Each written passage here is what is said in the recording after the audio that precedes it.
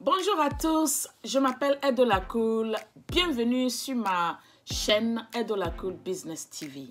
Pour ceux qui viennent de me découvrir, n'hésitez surtout pas de vous abonner, appuyer sur la cloche de notification pour que la prochaine fois, YouTube vous dirige vers mes vidéos.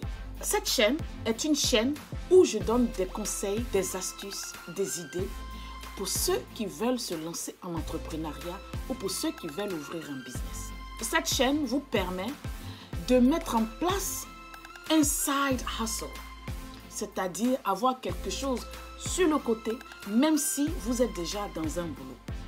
Parce que ce qu'il faut savoir, c'est qu'avant de se mettre dans l'entrepreneuriat, il faut de l'argent.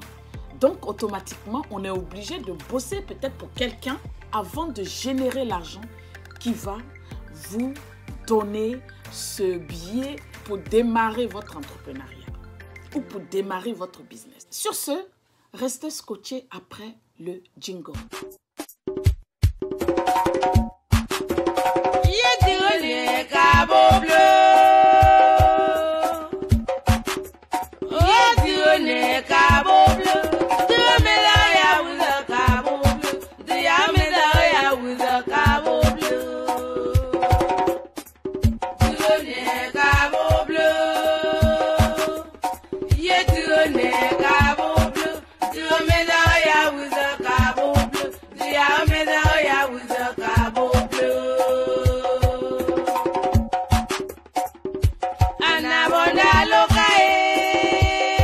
Alors, mon conseil que j'ai cette semaine, ou le constat que je veux faire cette semaine, par rapport aux gens qui me contactent, ou par rapport à ce que je vois, et ce que j'entends, et ce que je lis, c'est que nous, les Africains, la plupart de nous, les Africains, nous ne sommes pas patients en business. Quand on commence un business, on veut tout de suite faire de l'argent. Bien vrai, on se lance dans l'entrepreneuriat pour notre autonomie, pour être notre boss, pour avoir notre argent, tout et tout. Mais il faut vous dire que quand on se met dans l'entrepreneuriat, on accepte les risques qui viennent avec. Donc, il y a des gens, quand ils commencent l'entrepreneuriat et qu'ils n'ont rien, ou bien un business que ça ne marche pas, tout de suite, ils jettent l'éponge. Et donc, j'ai remarqué ce truc-là. Et mon conseil cette semaine, par rapport à ce constat, c'est de vous dire que quand normalement quelqu'un qui est dévoué, quelqu'un qui veut faire de l'entrepreneuriat, se lance dans l'entrepreneuriat, c'est parce qu'en fait, cette personne veut faire de l'entrepreneuriat ou du business son quotidien. Et donc, quand tu as envie de faire ça de ton quotidien, tu es obligé de suivre ce qui vient avec. Tu es obligé de prendre en fait les risques qui viennent avec. Mon conseil cette semaine, c'est de vous dire que quand vous vous mettez dans l'entrepreneuriat, acceptez les risques qui viennent avec. Acceptez qu'il y a beaucoup d'obstacles dans l'entrepreneuriat quand on veut ouvrir un business. Parce qu'il y a beaucoup de choses qui viennent vers vous et ces obstacles ou bien ces échecs que vous allez avoir, c'est ça en fait qui va vous former. Parce que c'est quelque chose qu'on n'apprend pas à l'école. Moi, j'ai fait le business studies. Et en même temps, j'ai combiné avec le tourisme. Mais c'est pour vous dire que quand j'ai fait ça, on ne m'a pas appris à faire l'entrepreneuriat. On ne m'a pas appris qu'il y a des risques ici, il y a des risques par là. C'est quand j'ai commencé à faire l'entrepreneuriat que j'ai vu que tu peux commencer un business avec quelqu'un et puis la personne peut te doubler. Quand j'ai commencé le business, c'est là que j'ai vu que tu peux mettre ton argent quelque part et puis ça ne peut pas aboutir. Donc, il faudrait que vous mettez ça dans la tête. Quand on se lance en business ou en entrepreneuriat, c'est quelque chose de très très sérieux. C'est quelque chose qu'il ne faut pas juste prendre comme ça. Bluffer parce que vous êtes entrepreneur, ça ne sert absolument à rien.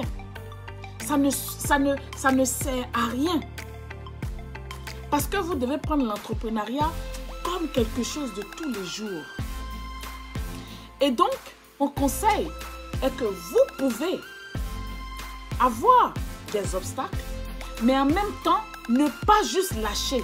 Et aussi, il faut apprendre à commencer quelque chose tout petit et grandir. Tout ça pour dire quoi?